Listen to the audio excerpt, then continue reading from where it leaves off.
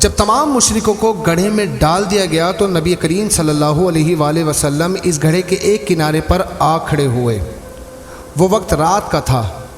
بخاری اور مسلم کی روایت میں ہے کہ جب نبی کریم صلی اللہ علیہ وآلہ وسلم کی غزوہ میں فتح حاصل ہوتی تو آپ صلی اللہ علیہ وآلہ وسلم اسی مقام پر 3 رات قیام فرمایا کرتے تھے۔ تیسرے دن آپ نے لشکر کو تیاری کا حکم دیا۔ وہاں سے کوچ کرتے وقت آپ صلی اللہ علیہ وآلہ وسلم صحابہ کرام رضی اللہ تعالیٰ عنہ کے ساتھ اس گڑھے کے کنارے کھڑے ہو کر ان لاشوں سے مخاطب ہوئے اور فرمایا، اے فلاں بن فلاں، اے فلاں بن فلاں، کیا تم نے دیکھ لیا کہ اللہ اور اس کے رسول کا وعدہ کتنا سچا تھا؟ میں نے تو اس وعدے کو سچ پایا جو اللہ تعالیٰ نے مجھ سے فرمایا تھا۔ آپ صلی اللہ علیہ وآلہ وسلم نے لوگوں کے نام بھی لیے، مثلاً فرمایا، اے عتبہ بن ربیعہ، اے شیبہ بن ربیعہ، اے امیہ بن خلف، اے ابو جہل بن ہشام، تم مجھے جھٹلاتے تھے جبکہ لوگ میری تصدیق کر رہے تھے۔ تم نے مجھے وطن سے نکالا جبکہ دوسروں نے مجھے پناہ دی۔ تم نے میرے مقابلے میں جنگ کی کہ جبکہ غیروں نے میری مدد کی۔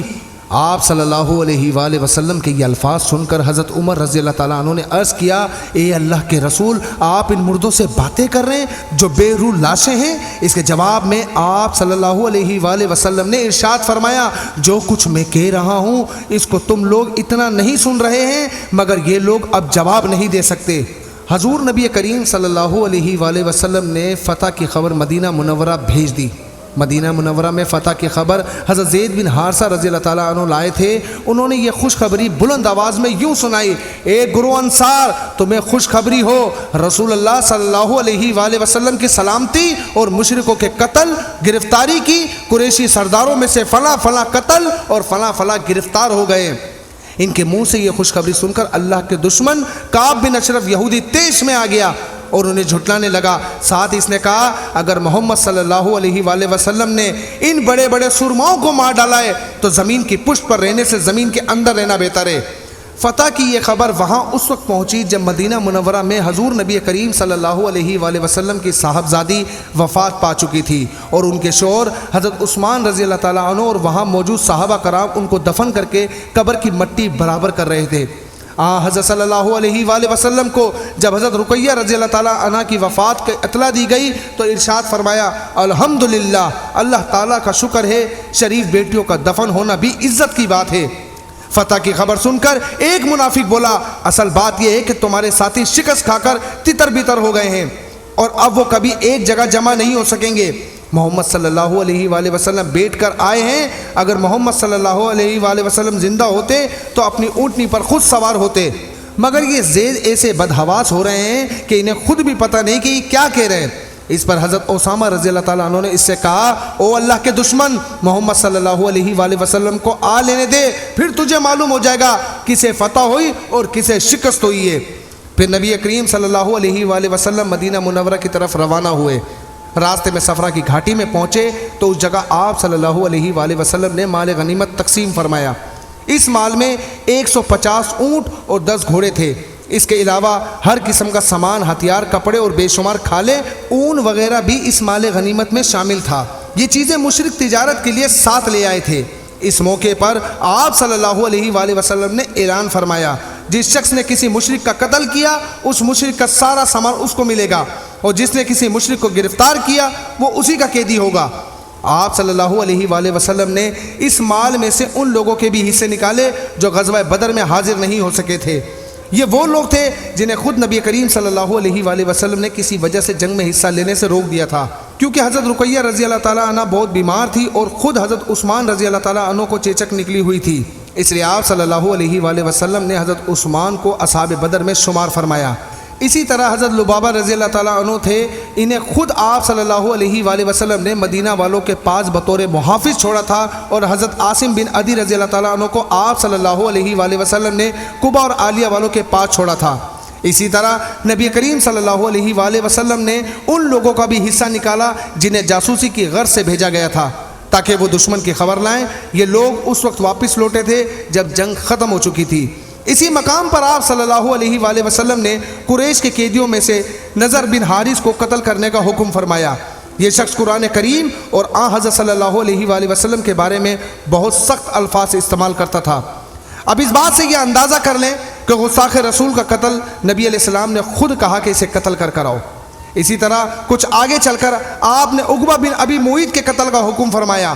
اب یہ وہ لوگ، وہ لبرل لنڈے جو یہاں پر یہ کہتے ہیں کہ آپ کیسے قتل کا فتویٰ جاری کر سکتے ہیں، تو یہ نبی کا فرمان ہے کہ نبی علیہ السلام کا گستاخ من سب نبی فاقتلوہ، کہ جب بھی نبیوں کی شان میں گستاخی ہو اسے کاٹ کر رکھ دو۔ یہ بھی بہت فتنہ پرور تھا، اس نے ایک بار آپ صلی اللہ علیہ وآلہ وسلم کے چہرے انور پر تھوکنے کی کوشش بھی کی تھی، اور ایک بار نبی کریم صلی اللہ علیہ وآلہ وسلم کو نماز میں سجدے کی حالت میں دیکھ کر اس نے آپ صلی اللہ علیہ وآلہ وسلم کی گردن پر اونٹ کی اوج لا کر رکھ دی تھی۔ نبی کریم صلی اللہ علیہ وآلہ وسلم نے اسے ارشاد فرمایا، مکہ سے باہر میں جب بھی تجھ سے ملوں گا اس حالت میں ملوں گا کہ تلوار سے تیرا سر قلم کر دوں گا۔ اس کے بعد نبی کریم صلی اللہ علیہ وآلہ وسلم آگے روانہ ہوئے اور پھر مدینہ منورہ کے قریب پہنچ گئے۔ یہاں لوگ مدینہ منورہ سے باہر نکل آئے تھے تاکہ نبی کریم صلی اللہ علیہ وآلہ وسلم اور مسلمانوں کا استقبال کر سکیں اور فتح کی مبارکباد دے سکیں۔ پھر آپ صلی اللہ علیہ وآلہ وسلم مدینہ منورہ میں داخل ہوئے تو شہر کی بچیوں نے دف بجا کر استقبال کیا، اور اس وقت یہ گیت گا رہی تھی، ہمارے سامنے 14ویں کا چاند طلوع ہوا ہے، اس نعمت کے بدلے میں ہم پر ہمیشہ اللہ تعالیٰ کا شکر ادا کرنا واجب ہے۔ اب جو لوگ یہ کہتے ہیں کہ 12 ربیع الاول کیوں منائیں، سرکار کا میلاد کا دن کیوں منائیں، تو وہ یہاں سے بھی سبق ان بچیوں سے سیکھ لیں۔ دوسری طرف مکہ معظمہ میں قریش کی شکست کی خبر پہنچی، خبر لانے والے نے پکار کر کہا، لوگوں عتبہ اور شیبہ قتل ہو گئے، ابو جہل اور امیہ بھی قتل ہو گئے، اور قریش کے سرداروں میں سے فلاں فلاں بھی قتل ہو گئے، فلاں فلاں گرفتار کر لیے گئے۔ یہ خبر وحشتناک تھی۔ خبر سن کر ابو لہب باہر آیا، اسی وقت ابو سفیان بن حارث رضی اللہ تعالیٰ عنہ وہاں پر پہنچے۔ یہ حضور نبی کریم صلی اللہ علیہ وآلہ وسلم کے چچا زاد بھائی تھے، اس وقت مسلمان نہیں ہوئے تھے، یہ بدر میں مشرکین کی طرف سے شریک ہوئے تھے۔ ابو لہب نے انہیں دیکھتے ہی پوچھا، میرے نزدیک آؤ اور سناؤ کیا خبر ہے؟ ابو سفیان بن حارث رضی اللہ تعالیٰ عنہ نے جواب میں میدان جنگ کی جو کیفیت سنائی وہ یہ تھی، خدا کی قسم بس یوں سمجھ لو کہ جیسے ہی ہمارا دشمن سے ٹکراؤ ہوا ہم نے گویا اپنی گردنیں ان کے سامنے پیش کر دی، اور انہوں نے جیسے چاہا ہمیں قتل کرنا شروع کر دیا، جیسے چاہا گرفتار کیا۔ پھر بھی میں قریش کو الزام نہیں دوں گا، کیونکہ ہمارا واسطہ جن لوگوں سے پڑا ہے وہ سفید رنگ کے تھے اور سیاہ اور سفید رنگ کے گھوڑوں پر سوار تھے، وہ زمین اور آسمان کے درمیان پھر رہے تھے، اللہ کی قسم ان کے سامنے کوئی چیز ٹھہرتی نہیں تھی۔ ابو رافع کہتے ہیں، یہ سنتے ہی میں نے کہا، تب تو خدا کی قسم وہ فرشتے تھے۔ میری بات سنتے ہی ابو لہب غصے میں آ گیا، اس نے پوری طاقت سے تھپڑ میرے منہ پر دے مارا، پھر مجھے اٹھا کر پٹک دیا اور میرے سینے پر چڑھ کر مجھے بے تحاشا مارنے لگا۔ وہاں میری مالکن یعنی ام فضل بھی موجود تھی، انہوں نے ایک لکڑی کا پایا اٹھا کر اتنے زور سے ابو لہب کو مارا کہ اس کا سر پھٹ گیا۔ ساتھ ہی ام فضل نے سخت لہجے میں کہا، تو اسے اس لیے کمزور سمجھ کر مار رہا ہے کہ اس کا آقا یہاں موجود نہیں؟ اس طرح ابو لہب ذلیل ہو کر وہاں سے رخصت ہوا۔ جنگ بدر میں اس قدر ذلت آمیز شکست کے بعد ابو لہب 7 روز سے زیادہ زندہ نہ رہا، طاعون میں مبتلا ہو کر مر گیا۔ اسے دفن کرنے کی جرت بھی کوئی نہیں کر رہا تھا۔ آخر اسی حالت میں اس کی لاش سڑنے لگی، شدید بدبو پھیل گئی۔ تب اس کے بیٹوں نے ایک گھڑا کھودا اور لکڑی کے ذریعے اس کی لاش کو رگڑتے ہوئے گھڑے میں دھکیل دیا، پھر دور ہی سے سنگواری کر کے اس گھڑے کو پتھروں سے پاٹ دیا۔ اس شکست پر مکہ کی عورتوں نے کئی ماہ تک اپنے قتل ہونے والوں کا سوگ منایا۔ اس جنگ میں اسود بن زمع نامی کافر کی 3 اولادیں ہلاک ہوئیں۔ یہ وہ شخص تھا کہ مکہ میں جب نبی کریم صلی اللہ علیہ وآلہ وسلم کو دیکھتا تھا تو آپ صلی اللہ علیہ وآلہ وسلم کا مذاق اڑایا کرتا تھا اور کہتا تھا، لوگوں دیکھو تمہارے سامنے روئے زمین کے بادشاہ پھر رہے ہیں جو کیسر و کسرا کے ملکوں کو فتح کریں گے۔ اس کی تکلیف وہ باتوں پر آپ صلی اللہ علیہ وآلہ وسلم نے اسے اندھا ہونے کی بددعا دی تھی، اس بددعا سے وہ اندھا ہو گیا تھا۔ بعض روایت میں آتا ہے کہ آپ صلی اللہ علیہ وآلہ وسلم نے اس کا اندھا ہونے اور اس کی اولاد کے ختم ہو جانے کی بددعا فرمائی تھی۔ اللہ تعالیٰ نے آپ صلی اللہ علیہ وآلہ وسلم کی دعا قبول فرمائی، چنانچہ پہلے وہ اندھا ہوا، پھر اس کی اولاد جنگ بدر میں ماری گئی۔ جنگ کے بعد آپ صلی اللہ علیہ وآلہ وسلم نے قیدیوں کے بارے میں مشورہ فرمایا۔ حضرت ابوبکر کا مشورہ یہ تھا کہ ان کو فدیہ لے کر رہا کر دیا جائے، حضرت عمر کی رائے یہ تھی کہ انہیں قتل کر دیا جائے۔ آپ صلی اللہ علیہ وآلہ وسلم نے بعض مصلحتوں کے تحت حضرت ابوبکر کا مشورہ پسند فرمایا اور ان لوگوں کی جان بخشی کر دی، ان سے فدیہ لے کر انہیں رہا کر دیا۔ تاہم اس سلسلے میں اللہ تعالیٰ نے حضرت عمر کی رائے کو پسند کرتے ہوئے سورہ نفال کی آیت 67 سے 70 نازل فرمائی۔ ان آیات میں اللہ تعالیٰ نے واضح کیا کہ ان قیدیوں کو قتل کیا جانا چاہیے تھا۔ اب یہاں پر بھی یہ سبق ہے کہ جو اللہ اس کے رسول کے دشمن ہوتے ہیں ان کا قتل کرنے کا حکم خود رب فرما رہا ہے۔ بدر کے قیدیوں میں نبی کریم صلی اللہ علیہ وآلہ وسلم کی بیٹی حضرت زینب کے خاوند ابو العاص بھی تھے جو اس وقت مسلمان نہیں ہوئے تھے۔ اس وقت حضرت زینب مکہ میں تھی۔ جب زینب کو معلوم ہوا کہ فدیہ لے کر رہا کرنے کا فیصلہ ہوا ہے تو انہوں نے اپنے شوہر کے فدیے میں اپنا ہار بیچ دیا۔ یہ ہار حضرت زینب کو ان کی والدہ حضرت خدیجہ نے ان کی شادی کے موقع پر دیا تھا۔ فدیے میں یہ ہار ابو العاص کا بھائی لے کر آیا تھا۔ اس نے ہار نبی کریم صلی اللہ علیہ وآلہ وسلم کی خدمت میں پیش کیا۔ ہار کو دیکھ کر نبی کریم صلی اللہ علیہ وآلہ وسلم کی آنکھوں میں آنسو آ گئے۔ حضرت خدیجہ یاد آ گئی۔ نبی کریم صلی اللہ علیہ وآلہ وسلم نے صحابہ کرام سے فرمایا تم مناسب سمجھو تو زینب کے شوہر کو رہا کر دو اور اس کا یہ ہار بھی واپس کر دو۔ صحابہ نے فوراً کہا ضرور یا رسول اللہ۔ چنانچہ ابو العاص کو رہا کر دیا گیا اور زینب رضی اللہ تعالیٰ عنہ کا ہار لوٹا دیا گیا۔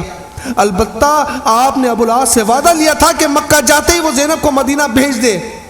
انہوں نے وعدہ کر لیا۔ یہاں یہ بات بھی واضح رہے کہ حضرت زینب کی شادی ابو العاص سے اس وقت ہوئی تھی جب نبی کریم صلی اللہ علیہ وآلہ وسلم نے اسلام کی دعوت شروع نہیں کی تھی۔ جب نبی کریم صلی اللہ علیہ وآلہ وسلم نے اسلام کی دعوت شروع کی تو مشرکین نے ابو العاص پر زور دیا تھا کہ وہ حضرت زینب کو طلاق دے دیں، لیکن انہوں نے ایسا کرنے سے انکار کر دیا تھا۔ البتہ ابو لہب کے دونوں بیٹوں نے نبی کریم صلی اللہ علیہ وآلہ وسلم کی بیٹیوں حضرت رقیہ حضرت کلثوم کو طلاق دے دی۔ ابھی صرف ان کا نکاح ہوا تھا، رخصتی نہیں ہوئی تھی۔ جب نبی کریم صلی اللہ علیہ وآلہ وسلم کو معلوم ہوا تھا کہ ابو العاص نے مشرکوں کا مطالبہ ماننے سے انکار کر دیا ہے تو نبی کریم صلی اللہ علیہ وآلہ وسلم نے ان کے حق میں دعا فرمائی تھی۔ ابو العاص غزوہ بدر کے کچھ عرصہ بعد مسلمان ہو گئے تھے۔ حضرت زینب کو لانے کے لیے مدینہ منورہ سے حضرت زید بن حارثہ کو بھیجا گیا۔ ابو العاص نے وعدے کے مطابق انہیں ان کے ساتھ بھیج دیا۔ اس وقت تک حجاب کا حکم نازل نہ ہوا تھا۔ اس طرح وہ مدینہ آ گئی۔ راستے میں کافروں نے رکاوٹ بننے کی کوشش کی تھی لیکن ابو العاص کے بھائی نے ان کے راستے میں آ گئے اور مشرک ناکام رہے۔ قیدیوں میں حضرت خالد بن ولید کے بھائی ولید بن ولید بھی تھے۔ انہیں ان کے بھائی حشام اور خالد بن ولید نے رہا کرایا۔ ان کا فدیہ ادا کیا گیا۔ جب وہ انہیں لے کر مکہ پہنچے تو وہاں انہوں نے اسلام قبول کر لیا۔ اس پر ان کے بھائی بہت بگڑے۔ انہوں نے کہا اگر تم نے مسلمان ہونے کا ارادہ کر لیا تھا تو وہیں مدینے میں کیوں نہیں ہو گئے۔ تو دوستو آج کا ٹاپک یہاں مکمل ہوتا ہے۔ انشاءاللہ اگلے حصے میں پھر آپ لوگوں سے ملاقات ہوگی۔ اپنا بہت سارا خیال رکھیے گا۔ چینل کو سبسکرائب ضرور کر لیجئے گا۔ بہت ٹائم کے بعد چینل پر کام شروع کیا ہے، آگے شیئر بھی کیجئے گا۔ ہمارا مقصد پیغام پہنچانا ہے، چاہے وہ چند لوگوں تک جا رہا ہے۔ آپ کی رائے ہمارے لیے بہت معنی رکھتی ہے۔ اپنی رائے کا اظہار کمنٹ سیکشن میں ضرور کیجئے گا۔ ملتے ہیں اگلی ویڈیو میں، تب تک کے لیے اپنا بہت سارا خیال رکھیے گا۔ اللہ حافظ۔